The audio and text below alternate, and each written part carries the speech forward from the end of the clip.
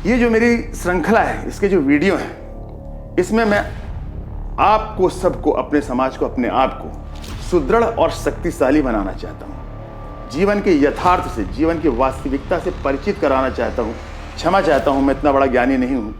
आप बहुत ज्ञानी हैं, आप पढ़े लिखे हैं, आप कुशाग्र बुद्धि के हैं, तीक्ष्ण बुद्धि के हैं, आप भी समझते हैं। मगर मेरा उद्देश्य, मुझे लगता है कि ये बात मैं अपने विचार आप तक पहुँचाऊँ।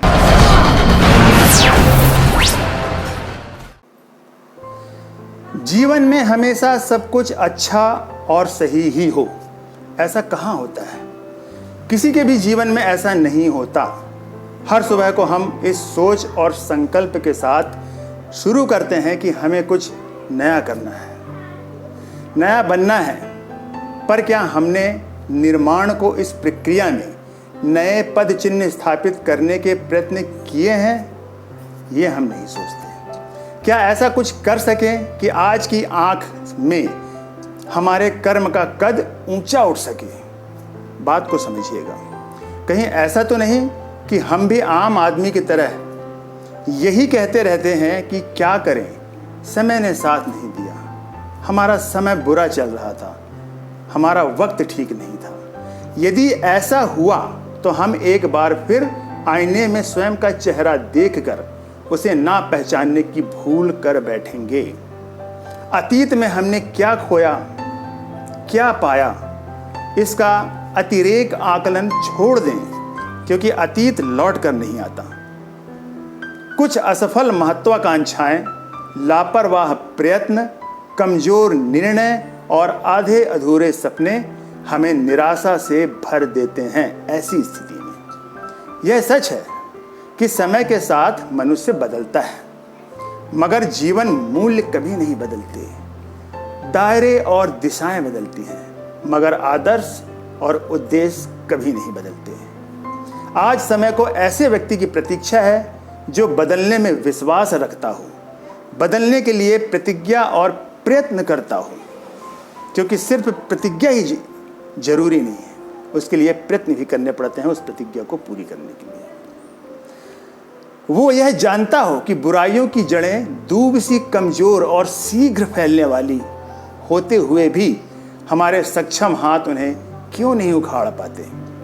जो दूषित संस्कृति से स्वयं को अनछुआ रखकर सत संस्कारों की परंपरा को पीढ़ियों तक पहुंचाता हो, संभावनाओं को सफल परिणाम में बदलने, संकल्प तथा सपनों को पूर्णता देने, भाग्यवादी ना बनकर स्वयं भाग्य रचने और कुछ नया करने की चाहत रखने वाले सवालों से कभी नहीं डरते। थोड़ी जमीन मिलते ही वे जिज्ञासाओं के पंख फैलाने लगते हैं, प्रयत्न करते हैं। ऐसा नहीं कि वे सिर्फ दूसरों से सवाल पूछते हैं, जरूरत होने पर खुद से भी सवाल करते हैं, आत्म साक्षात्कार करते हैं, अपने से बात करते हैं, अपने को समझते हैं। हमने क्या किया, हमें क्या करना है, क्या गलत है, क्या सही है। यह रास्ता उन्हें अपने लक्ष्यों और सपनों के करीब ले जाता है। और यही स्थिति मानव के लिए नई सुबह की तरह होती है, क्योंकि हर सुबह कुछ नया लेकर आती है। इसलिए हमें निराशा नहीं, आशा से भरा होना चाहिए। हम भविष्य को लेकर के चिंतित रहते हैं। हम अपनी सोच के पंख निराशाजनक विचारों से को लेकर के फैलाते हैं। यदि हमें फड़फड़ाना है तो आशाजनक विचारों को लेकर अपने पंख फड़फड़ाना चाहिए। क्यों? क्योंकि जितना हम सोचते हैं उससे कहीं अलग होता है। और ज़्यादातर आपने देखा होगा कि आप जितना डरते हैं वो समय आने पर वो डर मात्र 10% का होता है, उसे हमने 90% प्लस करके सोचा हुआ होता है और हम भयग्रस्त होकर कुछ नहीं कर पाते।